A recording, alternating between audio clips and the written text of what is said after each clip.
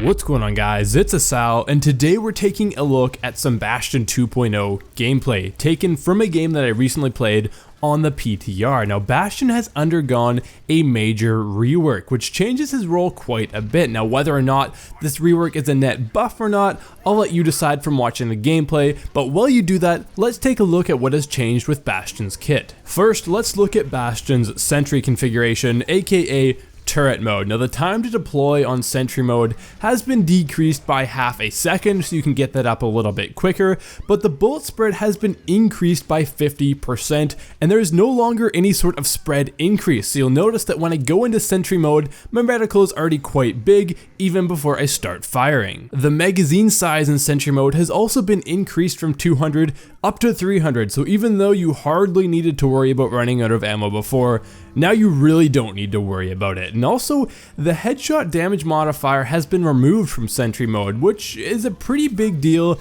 as far as overall damage output goes, because you could, if you lined up your shots perfectly, you could just hit headshot after headshot. It was just so fast and people would just melt. I mean, Bastion is still easily countered. It's not like he was overpowered in any way, which is the reason for this rework, but nonetheless, it is a significant reduction in damage for this mode. Moving on to recon mode, Bastion's bullet spread has been decreased by 25%, as well as his magazine size has been upped from 20 to 25. Now, these changes are a pretty big deal, and it does make recon mode quite a bit more viable, as it's easier to land those headshots with that increased accuracy, and you also have some more bullets at your disposal to do so. Another huge change, one that you've probably already seen in the gameplay, is that Bastion's ability to self-repair no longer requires him to be stationary. Yes, Bastion can now use this ability while moving, and it's also no longer cancelled by taking damage.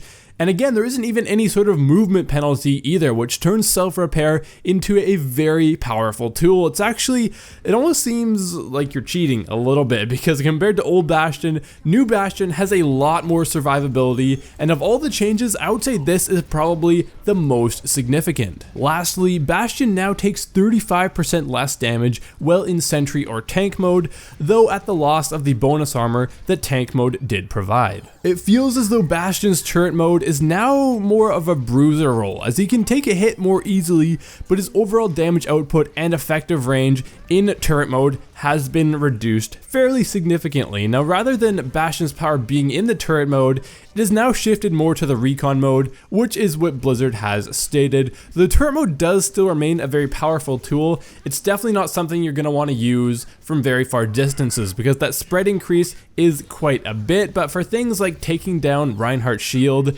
this is still a very powerful tool. And with the increased mobility, or not mobility, but just the flexibility of Bastion, I can see things like attack Bastion being much more viable. For example, this gameplay is attack Bastion, and I feel like I did pretty alright. Overall, Bastion now feels like a much more flexible hero, and I have to say that I am a fan of the rework, but whether or not the changes will result in a significant increase in Bastion play. Now, I'm sure there will be some increase, but I'm not sure to what extent that increase will be, or even if a Bastion meta is incoming. It's pretty hard to say at this point, as these changes again are still on the PTR and are subject to change, though Blizzard in the past doesn't usually change things much once they hit the PTR. Now, based on what you've seen here, or what you've experienced yourself on the PTR, do you think that Bastion will make it all the way to meta status? Do you think he'll get all the way, kind of close?